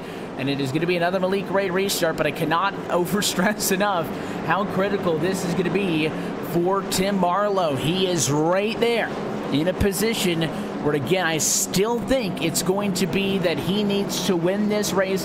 15 is definitely a spot that you could mathematically qualify in based on points. But again, you're chasing those 4 trucks. You would have had to finish at least 15 points ahead of Ryan, Stewart, Longwood, and Torrey. 3 of those 4 have to finish this race effectively out of it now with only 17 on the lead lap. So I think Marlowe's going to have to go for the win here. Yeah, it's like I mentioned earlier, Marlowe is unfortunately in a must-win position pretty much at this point as the lights on the pace car go out and those 6 drivers head back around to the end of the field. So Marlowe is going to be unfortunate. Actually, just got word that Paul Bliss is actually caught on the end of actually 1 lap down. I believe that was him exiting pit road, and it was. So Paul Bliss is also essentially out of it. But like we mentioned, Tim Marlowe is unfortunately in a must-win position. But the question that we're wondering is, does he have anything for number 20, Malik Ray? And Malik Ray is going to be the biggest challenge. And of course, Paul Bliss going to restart in 16th position. 10 points above the cut line. I think he's still got a shot at this thing, but it could also come down to single digits. This is gonna, you thought that 4 cars within 1 point, that as they say that, a delay, because not everybody was in the correct position yet. I think we were still waiting for Paul Bliss in the 85 machine to let cars go. I believe he has an end of the longest line penalty. He does. So he's slow on the apron because all of those drivers, Andrew, that were getting waved around the pace car got that under 1 to go. He had to wait for all of them to pass him. That's why he was so slow, and that's why the group wasn't set by the time he got into 3 and 4. Yeah, and you're right, Evan. I think he's still in it, I guess, mathematically, and possibly even realistically, because multiple drivers do have to pass him in points, but it's certainly really going to put a damper on his situation. I mean, especially, I really think he actually had a decent chance if he stayed on the lead lap, but unfortunately, he was trying to get some repairs done to his truck, came out just behind the pace car, and that's really got to kill his mood inside his number 85. I don't think he's happy at all. I just got caught behind the pace car, unfortunately, and goes a lap down, so that's really going to change things up. But yeah, I'm actually glad they waived that restart there just to let him get caught up. Otherwise, he really would have been in a really bad spot. Would have been a very tough position for him to maneuver. This race is far from over. 13 laps. We now send a checkered flag at the end of the round of 16. Does Malik Ray go for the walk-off and the sweep of the round? Or do we see the number 28 machine pull the miracle and advance it based on a win? That's Marlowe on the outside, Ray on the inside. The 20 dictates the start, so that's going to be critical. Green flag in the air, and it is not a good start for Marlowe topside. Here comes Reinschild at the bottom. He'll take second away. Here comes Bruno for third, and Marlowe falls apart on the restart. Very unfortunate for that number 28. Now he falls back in line, so unsure if he could have spun the tires. He may have done that or started in the wrong gear, but this is pretty much the same thing that we've had before the caution. Now as the 9, there's the 7 and 85 are pretty much tied in points about now, but look at Marley. He's all over that back bumper, the 19, looking to the inside, the quad oval. Bruno does not really put up that much of a fight protecting that position. Bruno knows that he's still at least racing for on-track position, but he's not going to race that 28 hard, but he sure looks like he was. Still side by side for third are those 2 drivers, but Reinschild now has his sights set on the number 20. And Reinschild might be the only driver to have a chance to fight with Malik Ray for the race win here because Bruno Marlowe too busy fighting amongst themselves for third. 19 machine, no incentive to cut Bruno a break here. They're still close. One small mistake, a bobble, everybody's going to be on top of each other. But with 15 trucks at a lead lap, Malik Ray tries to close this one out, and he so far has been able to maintain a couple of car lengths, but he doesn't have that raw and unadulterated speed that we've seen out of him earlier. He's not checking out like he was in the opening couple of runs of this race. And in fact, Reinschild closing now in the battle for the race lead as Marlowe still so close to clearing Bruno. The 19 will not let him have it. Yeah, these two are battling tooth and nail right now. Obviously, they have different agendas. The 19 doesn't really care about what the 28 is trying to do. He just wants to get this race winner, at least finish as high as he can. And obviously, Tim Marlowe has the playoffs to worry about, so he's doing everything he can to get by that 19 and at least get that one more point in the bank. Obviously, he comes in 15 points negative to the cutoff line here, Evan, so he has to do a lot to make sure he gets into this next round of Bombtrack Fabrication playoffs. If not win the race, he at least has to be in the top 3, and even then, it's going to be very, very close on whether or not he makes it. Update on Paul Bliss, he's currently 18th, Marshall Berry 17th, so I think Marshall Berry will be okay, but it's a bit of a different story there for the 85 of Paul Bliss. Actually, he gets by for 17th position. Still, I'm just not sure about that 85 truck. This is an interesting spot because it was 3 points ahead of Bradneer. Well, Bradneer's 3 spots ahead of him on track, so essentially those two drivers are tied right now, and it would have to be Ryan or Stewart making up the positions. Well, Keith Stewart right now on the racetrack, 9 positions in front of those two, so you're looking at maybe a 3-way tie for one of the final transfer positions. Side by side in the top 10, and Stewart's gonna get another one, a critical pass as he clears Torrey now. Torrey tried to take 7th back from him, not able to, and all of a sudden Paul Bliss is 10 positions behind a car that he came into tonight 10 points ahead, and he has 3 positions behind a car that he came into tonight 3 points ahead. That is a 3-way tie. One of them goes home. That's going to be a very, very close battle for on track, but for now, though, I was about to say the fastest driver of the lap was Tim Marlowe. That was the last time around. This recent time they crossed the start-finish line was Malik Gray, so all that matters now, essentially, is that Tim Marlowe is faster than Ryan Shield, but all 3 of these drivers have essentially the same gap between each other, so it's going to be the cost of somebody making a mistake off turn number 2, but for what Tim Marlowe is hoping, both of those drivers going side by side and at least making some type of a mistake. But for now, that's not going to be the case for Marlowe, but he is trying the best that he can to do to get up to that number 27 as he almost hits the wall off turn number 2. Almost gets into the wall. All of these drivers cutting it so awfully close to one another as I continue to watch those positions with Stewart 7th, Near 14th, and Bliss 17th. I still think that's a 3-way tie that would encompass the final couple of transfer positions. Of course, the tiebreaker would come down to wins not applicable, of course, with winning you're in. So it would come down to possibly your finish in this race, if not your average finish over the course of the round. Something tells me we might not get an answer on who transfers in till the late in the evening, as race control may be on the calculator well into and past our post-race coverage, which is only going to be now this time by 4 laps away from Malik Ray. Ryan Shield got close, but he started to slip back. The 20 was the best car on track by 1/10 that last time by. And Malik Ray looks like he's going to be able to do this one. A caution at this point would end it. It's between 20 down, trying to get home. Anything behind him, as long as he's not involved, will not be a factor. Yeah, at this point, I think you have to seal the deal from Malik Ray. As long as he just keeps hitting his marks, coming to 3 laps to go this time by, I think he's got this win just about in the bag, or at least as much in the bag as he can. Looking back at the points last time, I guess I'll mention it. Realistically, I think we might have a 3-way tie, but I think they're going to be all in, because you have to keep in mind Timmy Logwood Jr. not really in a position to advance, considering he is currently in 13th, and he's losing out on tons of points to Keith Stewart and James Torrey, so he might be eliminated there. James Torrey basically leapfrogging him, and Sean Ryan falling back. It's really going to be mixed up. Hopefully we can get the answer quickly tonight on our broadcast as we take 2 laps to go here. Malik Ray continues to lead. Yeah, Ryan Shield made a mistake the last time off of 2, and here comes Marlowe up the inside. If the 28 can get one, it could be critical for him. Ryan Shield, again, came into tonight 33 points above the cut line. This doesn't matter to him. Marlowe desperately needing this if he wants any shot in the dark at being able to pull this one out after not performing like he needed to in the opening 2 rounds of this one from Las Vegas and from Richmond. White flag in the air, though, for Malik Ray. It is going to be 1 lap to go from the Charlotte Motor Speedway. There's going to be so much drama that passes the end of this race around the cut line.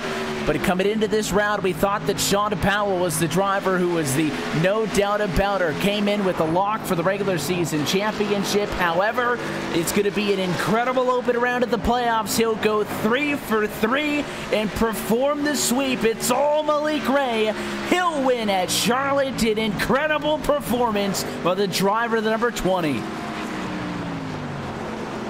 Second is the 27 of Runshield, and the 19 of Bruno is third. Unfortunately for Tim Marlowe, however, he got loose off turn number 2 trying to chase down the 27 of Runshield, and unfortunately, though, he got loose off the corner, and he still kept it off the inside wall, but unfortunately, that is 1 point less that he could have had, so that means he was racing hard, however, but it did cost him, unfortunately, just like what happened with the Roval this past Sunday. So you're going to see where everybody falls, hopefully more than, of course, by next week, but hopefully by the end of, at least near the end tonight. So nonetheless, great job by that number 20, Malik Ray, by going 3 for 3 in the first round. And the celebration is on. An incredible sweep of the opener round of this. The round of 16 is all Malik Ray. What a performance for the driver of that Toyota Tundra. And, you know, for somebody like Tim Marlowe, who comes over to 4th, he came into tonight 15 points behind the Sean Ryans and Stewarts of the world. He beats them out by, you know, with Stewart finishing 7th position in this one. And of course, we'll take a full look at the results in a moment here, but I don't think that Marlowe is going to be going on, and I still think we may just have a 3-way tie at the cut line. But right now, the focus is the 20 machine. Can only say so much. You know, you get a win, it's impressive enough. You get 2 in a row, 3 in a row at any point in the season, it's good stuff. But when you get to the playoffs, everybody practices a little bit longer in the week. Everybody brings a little bit more to the racetrack. And for Malik Ray to win all 3 races in the round of 16 is ridiculous. Yeah, he really has just turned on the heat, and, well, I guess to utilize his sponsor a little bit, he's been kicking ass. It's just realistic. He's just been driving by these guys like they're standing still in the early parts of the race, and then just staying up front. I don't know how he does it, but he's just been the best driver these last 3 races, and I expect this to continue. What we'll do is take one final opportunity to step aside. And when we come back, it'll be the LSRTV post-race show. We'll talk with your top finishers and introduce you to the round of 12. The championship continues next week from Dover. You've been watching LSRTV's coverage of the eSpeed Contender Series on your home for sim racing and iRacing Live post-race coverage from Charlotte when we come back. Alex Levy, driver of number 36 in the NASCAR Xfinity Series, and I'm from Montreal, Canada. I'm here at iRacing headquarters, just logging some laps on the Roval. It's a brand new track, nobody's been there before. Even us Xfinity guys, we're not allowed to go test before, so I think it's a pretty good test to do a couple of laps here and learn the layout. I think it's gonna be tricky. It's gonna be fun to drive by ourselves, but I think it's gonna be really tough in the traffic just to overtake people, and especially the infield because it's whole new pavement, so it's gonna be pretty tricky, but I think we're gonna have to be there at the end to survive because there's gonna be a lot of things happening for sure. I started on iRacing on 2010, I think, just doing like short tracks because I was a short track racer and just helping me out. And then when I started doing the Xfinity Series, it really helped me learn all the new tracks because it was always the first time I was going to the tracks and all the ovals, and especially like the road courses like the Roval and I don't know, Mid-Ohio, Road America, Watkins Glen. It's a little longer to learn. So if I could use I use the platform in the weeks prior to the race just to get the track in my head and be up to speed quicker on the track. I think it's probably like if I would have run 10 to 15 laps on the real track for sure at least, because I mean I know I've been on iRacing before, and I know the tracks are really close to what they're in the real life. So just small stuff I can learn. I think I can apply it like directly on the track when I get there, and it's a lot because like I said, you get up to speed quicker and you make a lot more gains with the team, and especially we're a smaller team, so we can't really run. Like on Thursday, we're going to run some laps, but we can't run as much laps as a big team. So just to come here and lug some good laps, it's going to be a huge help for this weekend.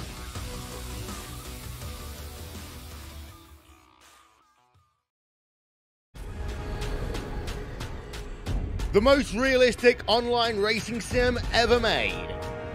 This is iRacing.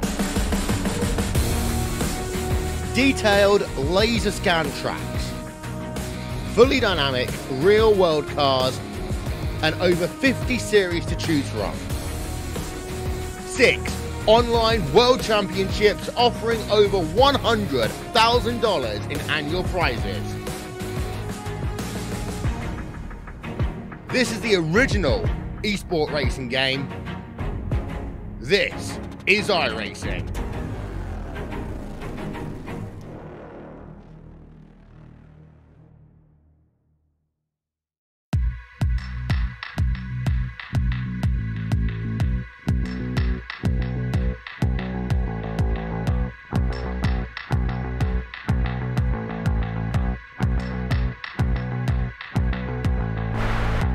Welcome back live to the virtual Charlotte Motor Speedway. LSRTV's coverage of the eSpeed Contender Series Bombtrack Fabrication playoffs continuing tonight.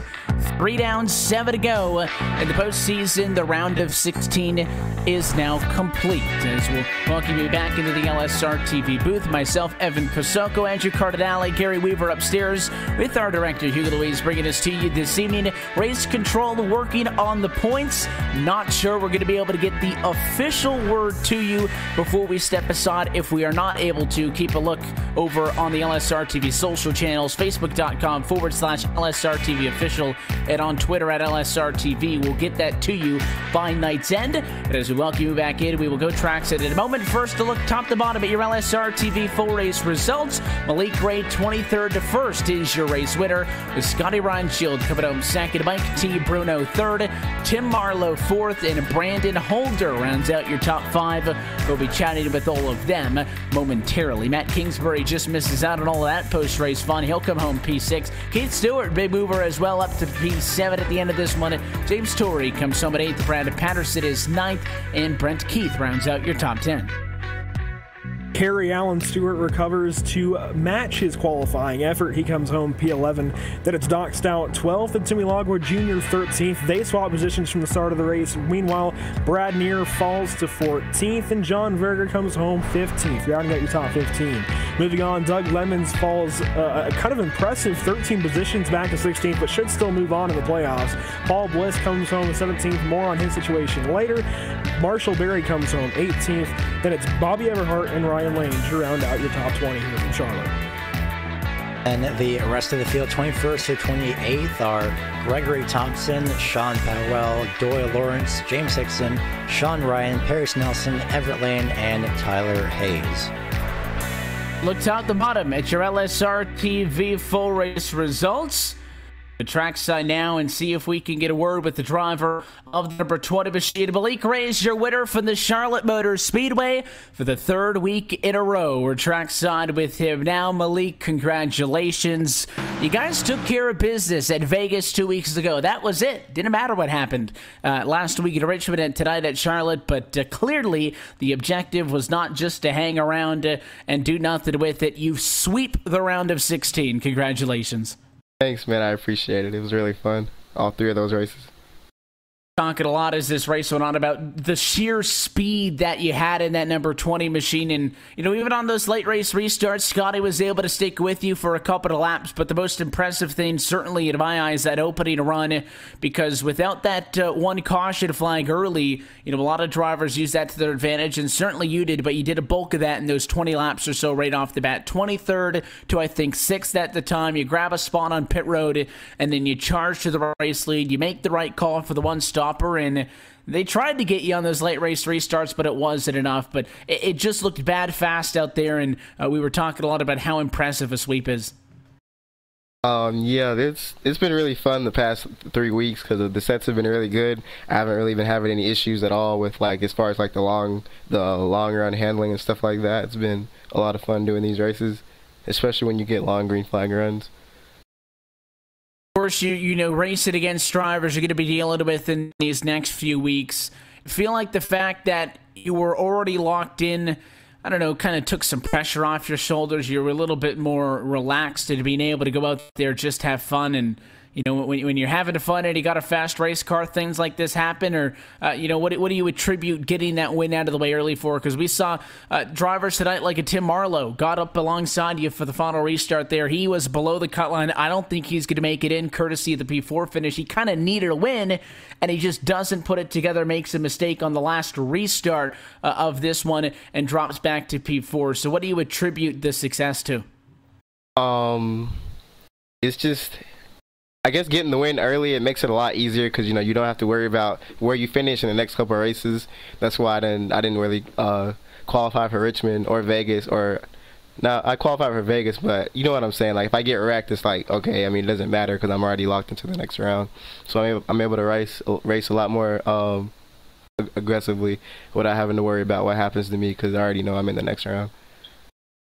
Bad news is it's not going to be fun in games as we head into next week at Dover because it's a reset button. There's no bonus points and all of that. You go race it once again. Now, if you can make it 4 for 4, problem solved. We'll do the same thing we saw this time and see what you can do with the round of 12. But Dover, Talladega, and Kansas, the next 3 races up. You look to be in the top 8 of 12 cars. How do those tracks play into your wheelhouse?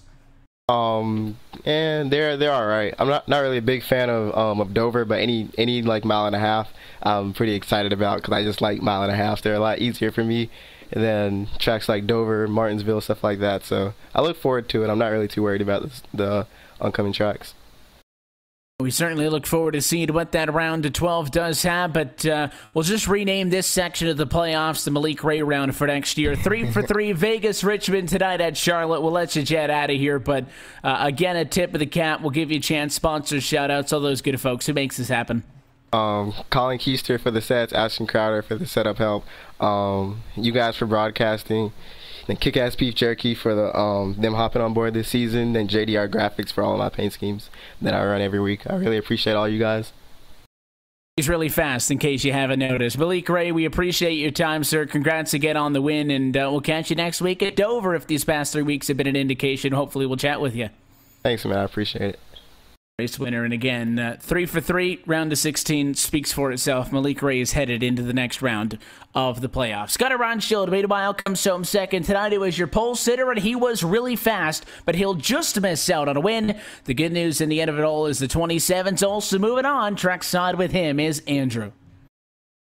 And Scotty Reinscheld again with a very impressive run. Scotty, you come home second place. Maybe not what you were hoping for at the drop of the green flag tonight. You came across the green flag in the pole position. Didn't quite end that way. How did you get there? We had a good truck tonight. Drove pretty well. Malik was just better.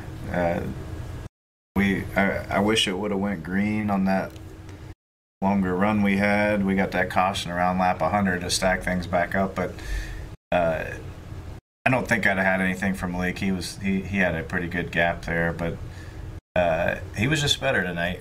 We had a good truck. I don't know that I drove it 100% of what the truck was capable of, but I'll take a second any day. Yeah, definitely not a bad result, especially when all you had to do coming into this race was show up and basically not wreck. You did a great job. You kept it up in the front all race long throughout some pit strategy. You come home second place. Looking forward through the rest of the playoffs. Now, normally we're talking about the dominant guy being good at maybe 1.5 mile tracks, but realistically, Malik seems to be dominant everywhere. Where do you think you can beat him and try to get an edge and maybe get some momentum going back into your team, hopefully going down to Homestead?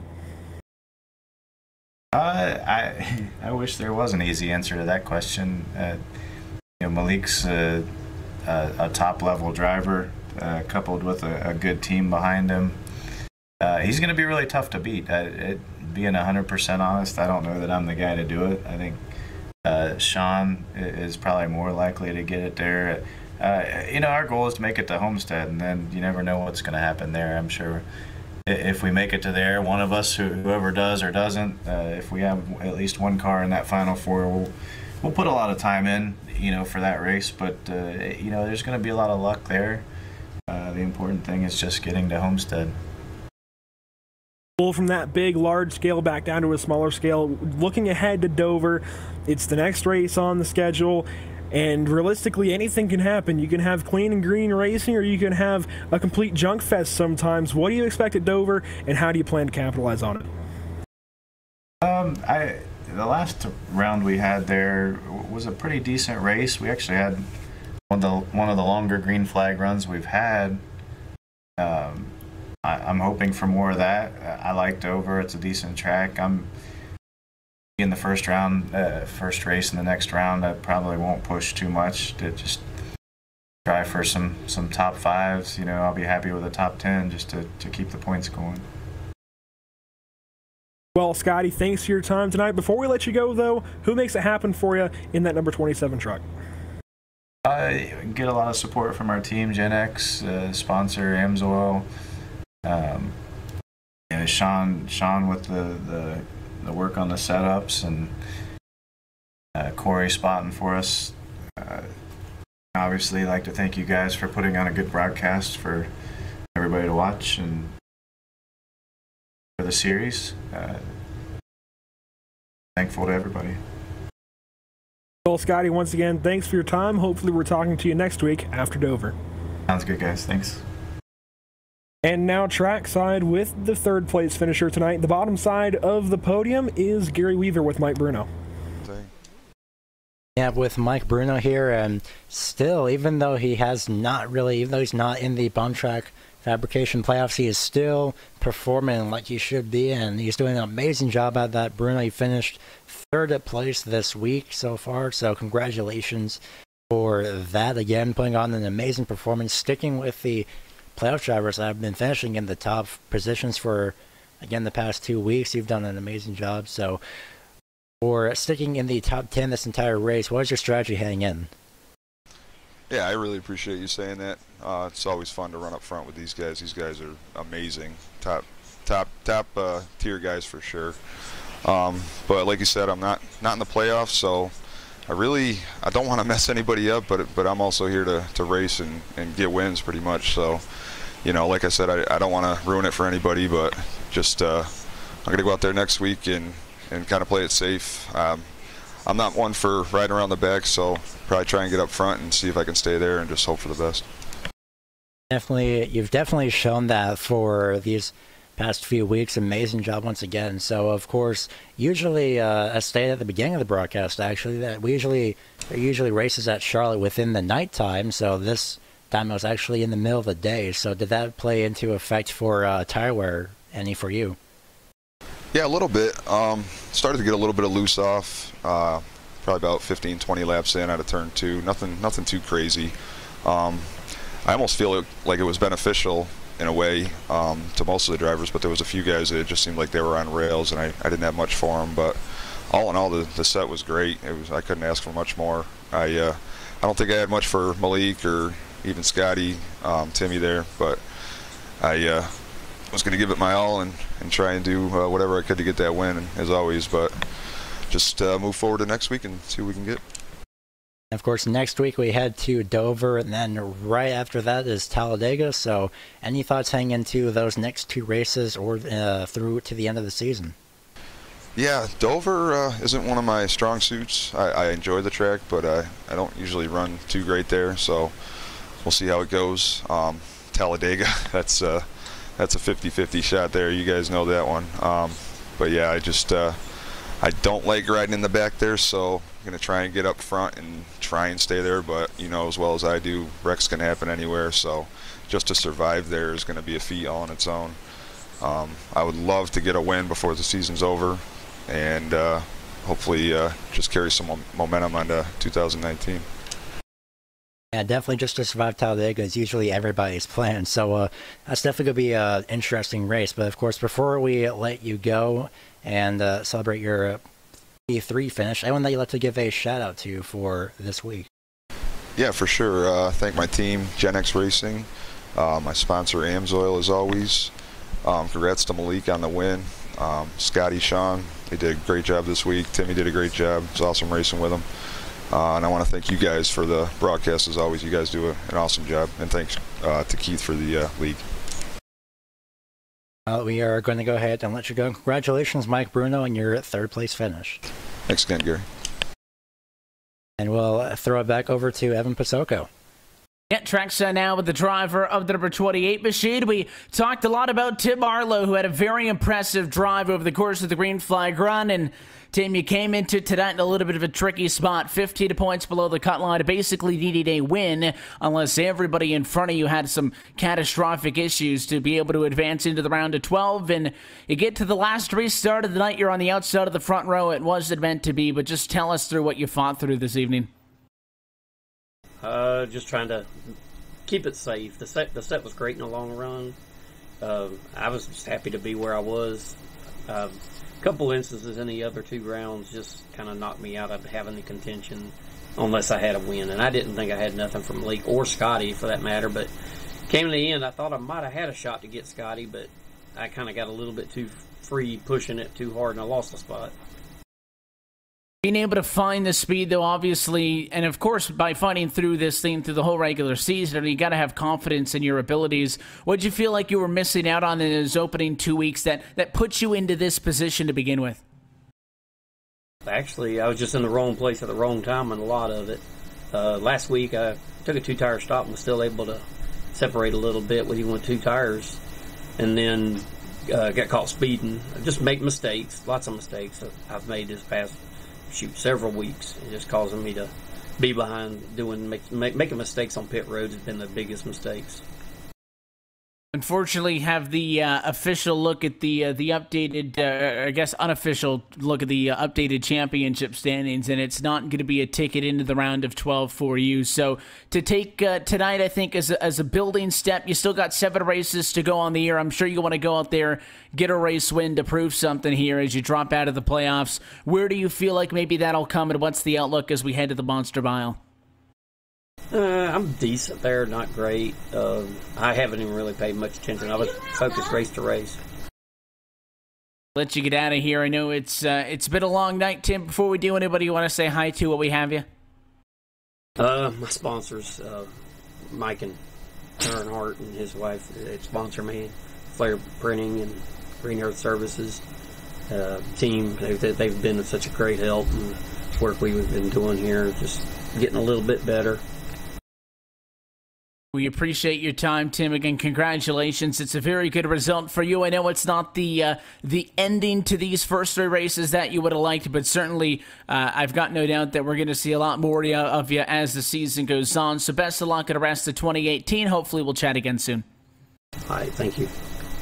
Your 4th place finisher tonight from Charlotte, Tim Arlo gets the top 5. It's not enough, though. He is headed home, eliminated in the round of 12. I believe we might have Brandon Holder. I'll go trackside with Andrew Cardinale to see if the driver of the 5 machine's got a copy. And Brandon Holder backs up a strong run from Richmond. Brandon, really, you're just quietly there. You're quietly up in the front where you need to be, continuing some strong runs so far in these Bombtrack Fabrication playoffs. How did Charlotte go for you? Well, it was what we needed to do. I was pretty much locked in at the start, I think, but just wanted to have a nice conservative run, get some momentum, and get a top 5. Well, you did just that. You come home in the 5th position, and really it's quite impressive coming back from 24th at the start of the race, and I think it really just reasserts yourself as maybe not the favorite like Malik Gray, but certainly one of the drivers in a really good position to make something happen for this championship. Looking forward through the rounds, it's not really going to be easy at any point. You have Talladega in the middle of the next round, you have Martinsville at the start of the final round before Homestead, so realistically it's going to be challenging the entire time. Where do you see yourself as possibly being able to make a breakthrough run? I usually run pretty good at Talladega if we can have a little bit of luck. I think we can do good there.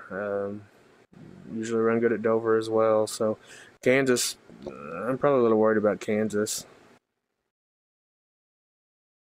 Yeah, Kansas seems pretty cut and dry, but of course you have to fight for that top lane around Kansas Speedway, and that's definitely easier said than done. Moving forward, again, I guess instead of a large scale, maybe a short scale, I asked Scotty Ronshield about the same thing.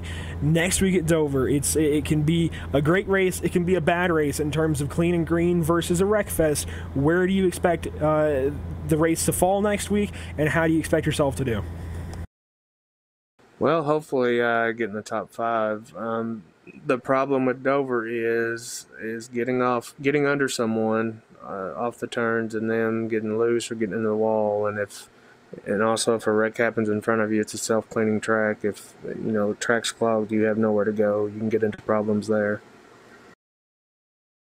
Definitely can. Well, Brandon, thanks for your time. Before we let you go, though, who helps you out, and who do you have to thank for this big run tonight in the number 5? I've really got to thank Timmy and Sean for building the set. I don't think that they got through to the next round, but it's not because from effort, man. They put a lot into this year, and I'm really proud of them. I want to thank Bombtrack Fabrication for sponsoring this race and coming on as a chase sponsor, and Steed Brothers Trucking, pitboxes.com, and Sim Racing Apps, and LSRTV. Once again, Brandon, congrats on another strong run. Hopefully we're talking to you next week from Dover. Thanks, man. I hope so. And guys, that was Brandon Holder backing up, again, a couple of strong runs so far. Like he said, he was basically locked in coming into this race here at Charlotte. Reasserts himself as one of the potential drivers for a championship when we get down to the final round at Homestead Miami Speedway. So again, guys, a great driver there in that number 5. Hopefully we're talking to him again. And Malik Ray may be the favorite, but I think he's still a contender. Yeah, certainly all of these drivers have a chance at it, and again, doesn't matter how good you are through 20 or 34 races on the year, when you get to that 35th and final one at Homestead, it just comes down to that one race. But certainly Malik Ray makes his statement out, and we have a look at the unofficial championship standings exiting tonight, and all of this is pending 1 second look over by race control. But the unofficial results say that Everett Lane, Sean Ryan, Tim Marlowe, and Timmy Logwood Jr. are headed home. So the notable thing around the cut line is that James Torrey came into tonight, scored 14th, and below the cut line, he advances ahead, and the driver who drops out of this is Sean Ryan. Of course, we saw in this race the 04 machine collected in an accident that was not of his own fault, and that is why he is eliminated in this round. So Logwood, Barlow, Ryan, and Lane are headed home. Again, that is unofficial, but it looks like that is going to be the way this run rounds out. So we got 12 drivers lined up. Dover, Talladega, Kansas due up next. Before we talk too much about that, Gary, a recap on tonight's race. A ton of fun. Some late race yellows trying to give us some action there, but I think it comes down to you saw a lot of drivers pushing hard tonight, and that's a good sign for us because it was a ton of fun to watch. Yeah, it was very, very exciting. I believe even in the few opening laps, Malik Ray pushed it 3 wide. So, again, I believe I said this even last week as well, that Malik Ray, I feel like he's on track right now, no pun intended, to win or at least be very close in the final 4 contenders for the championship. At least, of course, hoping that nothing goes wrong, because that's usually what every chase contender wants to have. So, playoff contender, rather. So, heading into Dover next week, like mentioned, it was a self-cleaning track. So, Dover's going to be very interesting, and we're going to see if Moslem Monster claims any chase contenders next week. It'll be fun. It is a highly banked short track. Kansas, I still think, is a mellow conclusion to a round that's going to be very insane. And again, Kansas is one of my favorite intermediate tracks as you push them all the way up top and see what they can do. And Andrew, Dover, Talladega, it's going to be a rough 2 weeks. And listen, it's bad news for the 12 drivers out there. It's great news for us because it'll mean it's a fantastic show that nobody's going to want to miss on the next 2 Wednesday nights. Yeah, I think Dover and Kansas both can go really well or really poorly. So, Dover, of course, I think is one of the most intimidating ones. I think at this point we're so used to Talladega and just trying to be safe that's kind of normal almost in the playoffs. But really, Dover has the potential to really claim a lot of these guys really early. Of course, Talladega, again, has that same potential, but I think these guys are a little bit more used to that kind of threat there at a super speedway. And Kansas is a really good way to cap it off. Of course, it really makes the cream rise to the top, but you can also get some guys up there having really good runs that maybe aren't usually up there. It kind of plays into a wild card in a way throughout this entire round. So really looking forward to this second round of the playoffs. It's certainly going to be a ton of fun. It'll be next Wednesday, but the good news is you don't have to wait until then to catch more live sim racing action right here at LSRTV in iRacing Live. We'll see you again tomorrow night at 9 o'clock Eastern. It is the debut of the Cessra Series, Thursday nights all the way through February. It starts tomorrow, and we hope that you join us, but of course, more action next week leading up to this one. You can find that full schedule online at www.livesimracing.com. As we said earlier, if anything changes in the points, the best way to stay up to date with us is by following us on social media. It's a like at facebook.com/LSRTV official and a follow over on Twitter at LSRTV for more information. On behalf of our entire team at Live Sim Racing LLC and for the broadcast team tonight, for myself, Evan Pasocco, for Andrew Cardinale, Gary Weaver, and our producer, Hugo Louise, we want to thank you for tuning in. Congratulations to Malik Ray for your race winner tonight, and to the rest of the 12 drivers who advance into the next round of the playoffs. This series returns next Wednesday. That's going to be October the 10th at 9 o'clock Eastern Time from the Dover International Speedway. That race and every race of the rest of the playoffs in the eSpeed Contender Series going to be found right here on LSR TV, your home for sim racing. Until next time, good night from the Queen City.